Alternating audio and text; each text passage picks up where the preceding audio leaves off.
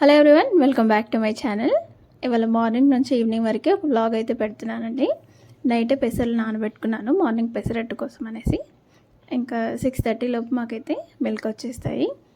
ఇంకా నైట్ నేను స్టవ్ అంతా క్లీన్ చేసుకొని అన్ని గిన్నెలన్నీ కడిగేసి పడుకుంటాను. ఇంకా మార్నింగ్ లేచి నేను ఫ్రెష్ అయిపోయి పాలు టీ పెట్టేసుకున్నాను.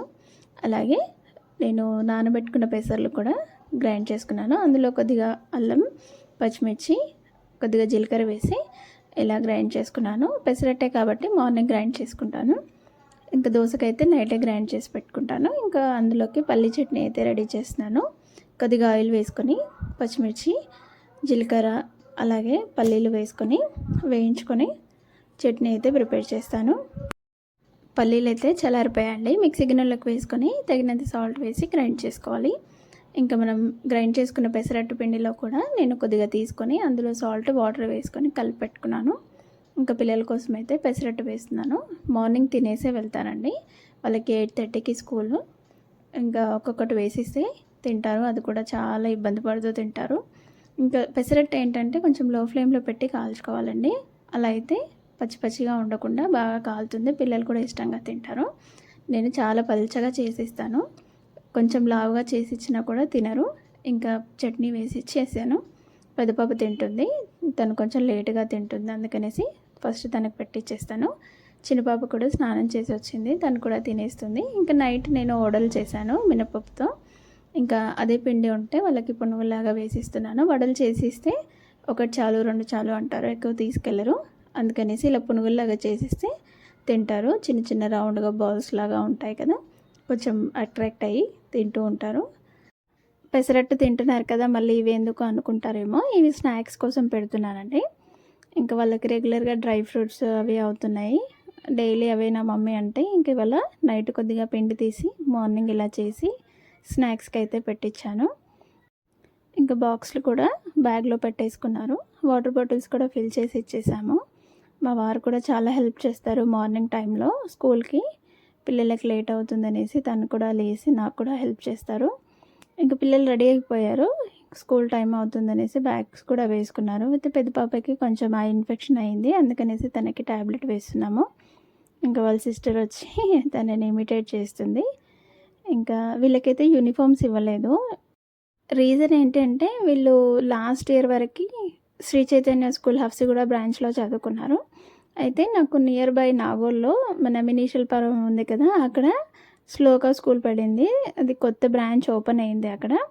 అది సిబిఎస్ఈ సిలబస్, అది కూడా నాకు దగ్గరలో ఉంటుంది. ఇంకా సిబిఎస్ఈ సిలబస్ కదా అనేసి నేను అనుకున్నాను. టీచర్స్తో కూడా డిస్కస్ చేశాను, మేడం నేను సిబిఎస్ఈ సిలబస్లో జాయిన్ చేస్తాను ఈ ఇయర్ అనుకున్నాను.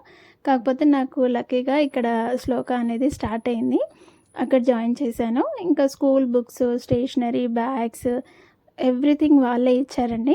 ఎక్సెప్ట్ షూ మాత్రమే మనం బయట కొనుక్కోవాలి. సాక్స్, నాప్కిన్స్ అన్నీ ప్రతి ఒక్కటి వాళ్ళే ఇచ్చారు. అన్ని స్కూల్స్ ఇది ఫాలో అవుతున్నారు కాబట్టి మనం ఏం అనలేము. ఇంకా వాళ్ళకి కావాల్సినవన్నీ పెట్టించేసి పంపించేశాను. మా వారు కూడా వాళ్ళు డ్రాప్ చేసి వచ్చారు. ఇంకా తనకు కూడా బ్రేక్ఫాస్ట్ చేసి ఇస్తున్నాను. పెసరట్లోకి మనం అల్లం బెల్లం పచ్చడి వేసుకుంటే చాలా బాగుంటుంది. ఇదైతే కాంబినేషన్ పెసరట్టుతో చాలా బాగుంటుందండి. నా ఛానల్లో షార్ట్ వీడియో కూడా చేసి పెట్టాను, చూడండి. ఇంకా అందరం తినేసిన తర్వాత గిన్నెలన్నీ కడిగేసి ఇంకా ఫ్రెష్ అయిపోయి ఇంట్లో పనంతా చేసుకొని వంట స్టార్ట్ చేశాను.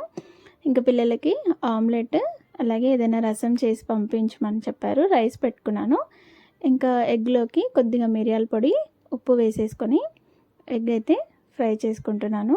ఏం వేయనండి, జస్ట్ ఇవి 2 వేసి చేసుకుంటే వాళ్ళు తింటారు. మరి అన్నీ వేసి చేస్తే తినరు. అయితే నేను ఇంట్లోకి అయితే ఎగ్ కర్రీ చేస్తున్నాను. వాళ్ళకి ఆమ్లెట్ చేసి ఇచ్చి పచ్చిపులుసు చేస్తున్నాను. వాళ్ళు ఇలా పలచగా ఉంటేనే ఏదైనా ఫాస్ట్గా తినేస్తారు. మధ్యలో నాకు ఫోన్ కాల్ వచ్చింది, అదే పెద్ద టెన్షన్ అయిపోయింది. నేను బాక్స్ పెట్టడం కూడా చూపించలేదు. 12 అవుతుంది, స్కూల్ నుంచి కాల్ వచ్చింది, మేడం ఇంకా బాక్స్ పంపించలేదు అనేసి. అంటే 12:30కి కదా మేడం లంచ్ అంటే, లేదు 12కి అని చెప్పారు. ఇంకా మా వారు ఫాస్ట్గా తీసుకెళ్ళి ఇచ్చేశారు. నేను అప్పటికే వంట చేశాను కాబట్టి సరిపోయింది, లేదంటే ఇబ్బంది అయ్యేది.